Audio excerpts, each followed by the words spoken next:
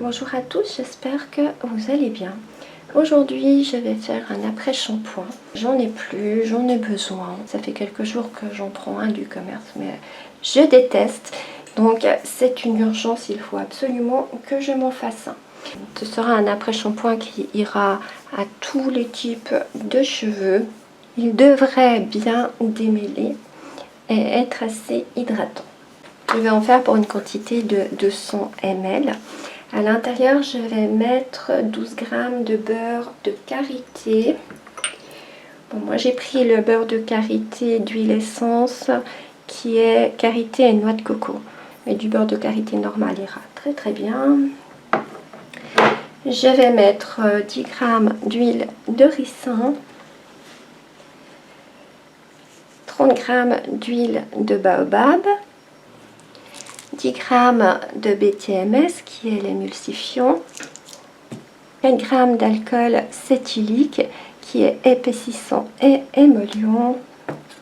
Je vais rajouter 95,8 g d'eau, 20 g de gel d'aloe vera qui est nutritif et protecteur, 7,5 g d'urée.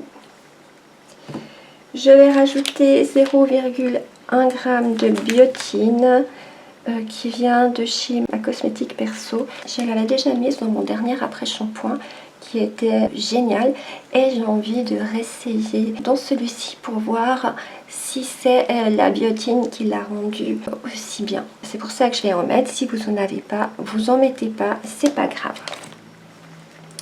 Je vais mettre 15 g de fucoser.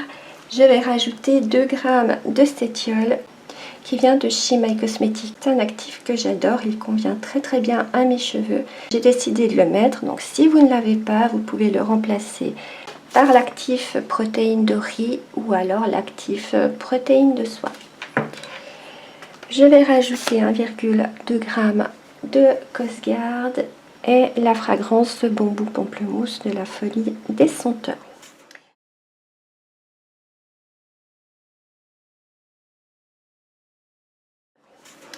Voilà, nous pouvons passer à la recette. Une fois n'est pas coutume, je vais commencer par peser ma phase aqueuse. Donc je vais en mettre 95,8 g.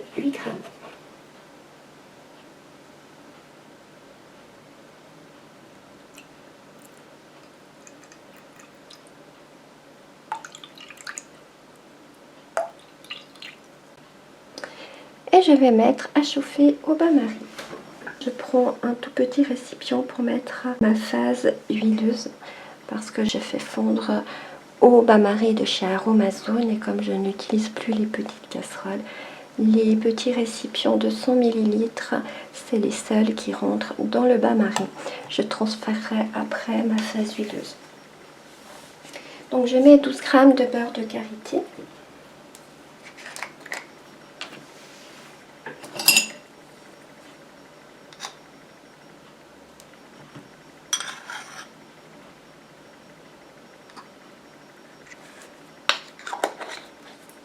Je rajoute 10 g d'huile de ricin.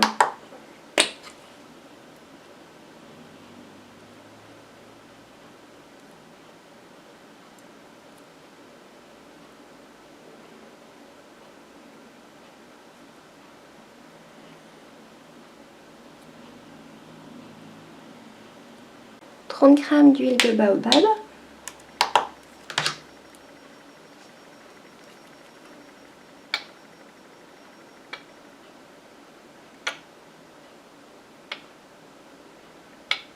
10 g de BTMS. «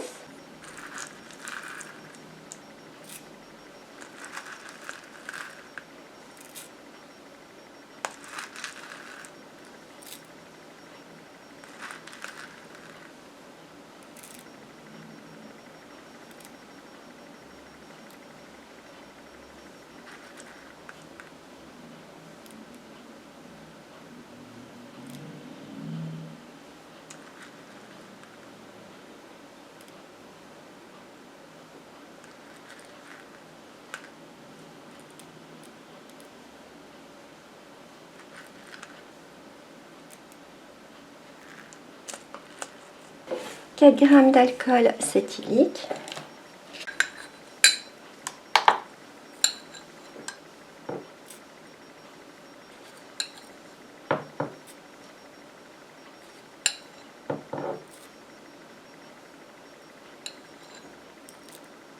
Et je mets également cette phase à chauffer au bain-marie.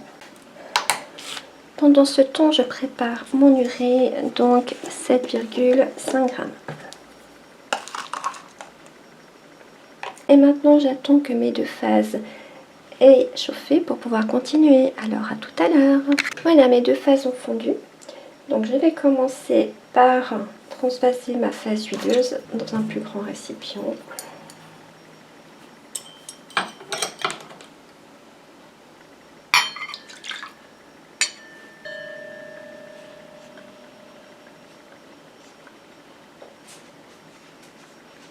Je prends ma phase aqueuse à laquelle je viens rajouter mon urée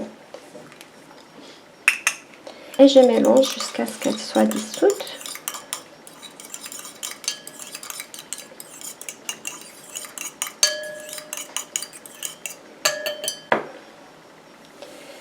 Je prends la phase aqueuse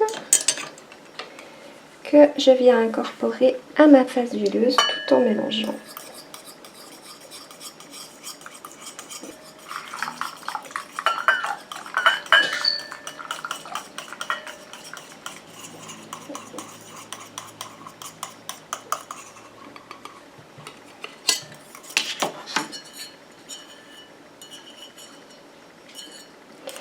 Et je continue à mélanger comme ça jusqu'à ce que mon émulsion épaississe et refroidisse. Mon émulsion a déjà épaissi. Ça fait pas longtemps que je mélange, donc elle va encore épaissir. Elle est encore bien chaude, mais je vais rajouter l'aloe vera qui va déjà venir la refroidir, d'autant plus qu'il est au frigo et qu'il est froid. J'en rajoute 20 g.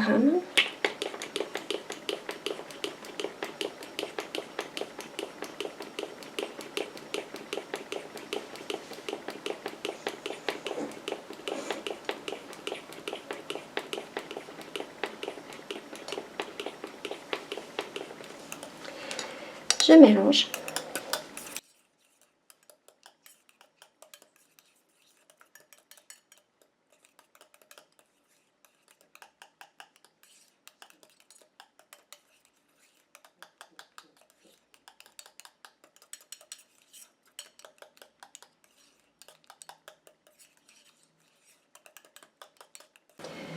Je mets 0,1 g de biotine.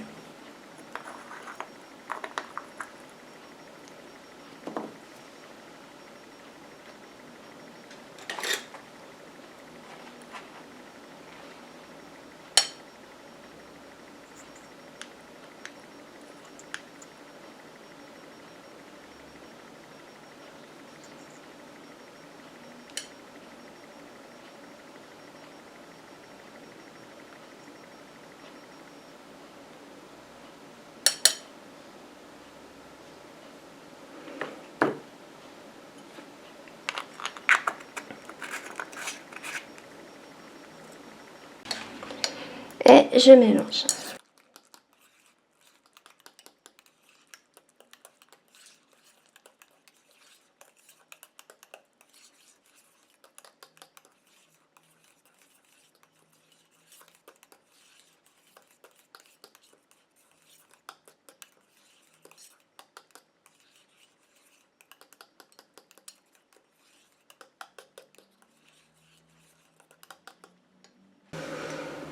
Je mets 15 g de fût serre.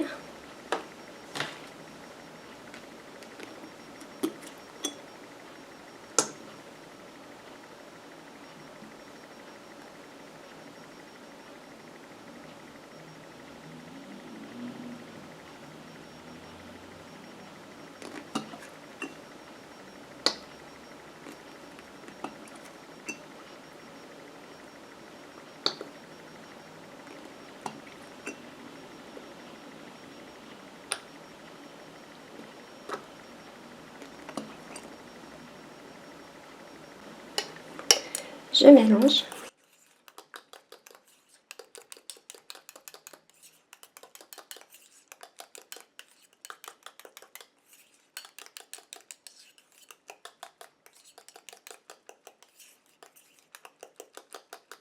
Deux grammes de cétiol.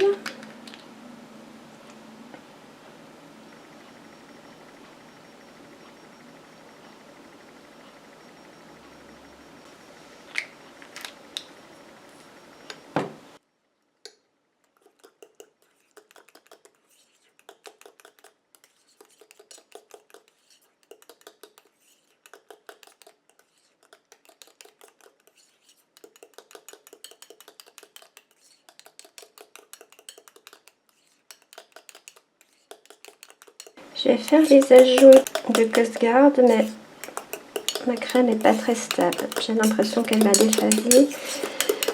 On va y remédier après.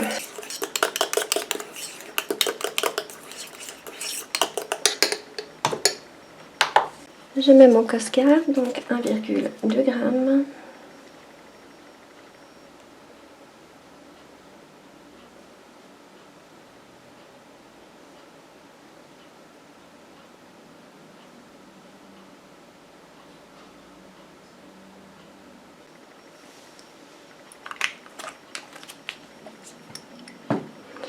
Je mélange.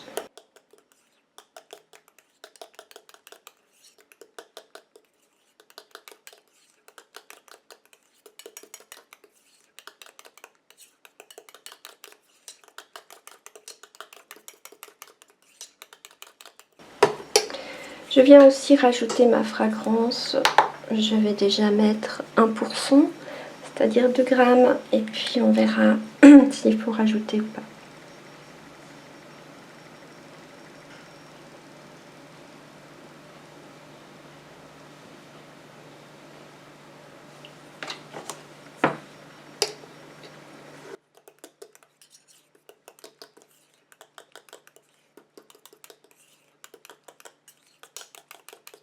Bon, ça suffit, j'ai pas besoin d'en mettre plus, donc je m'arrête là.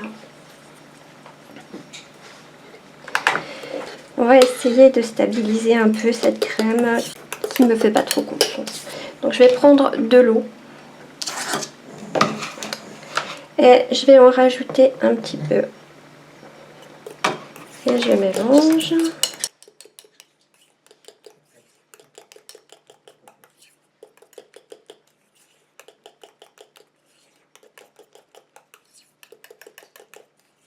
J'en remets un petit peu.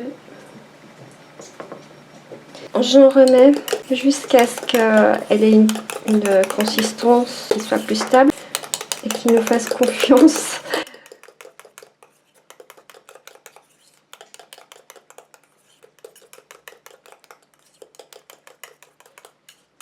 Là, elle va déjà mieux, mais je en rajoute encore un petit peu pour être plus sûre.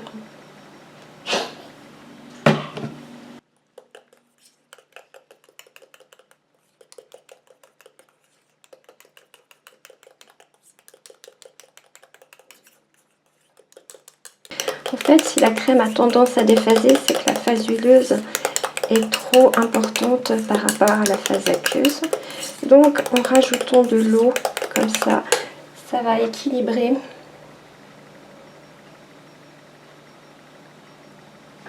Ça évitera le déphasage.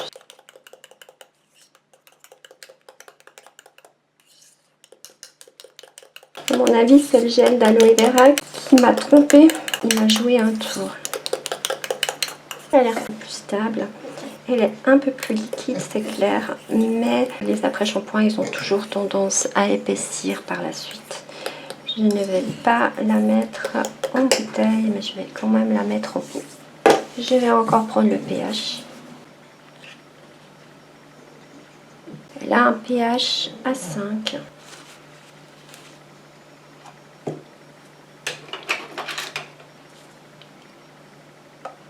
Bon, elle a une texture un peu bizarre. Je vais la mettre un moment au frigo, voir ce que ça donne. Je vous la posterai de toute manière, parce que ça vous montre aussi que de temps en temps, ça bug aussi chez moi. Cet après-shampoing est terminé, je vous en donnerai des nouvelles dans le bilan. Et je vous dis à tout bientôt, bye bye!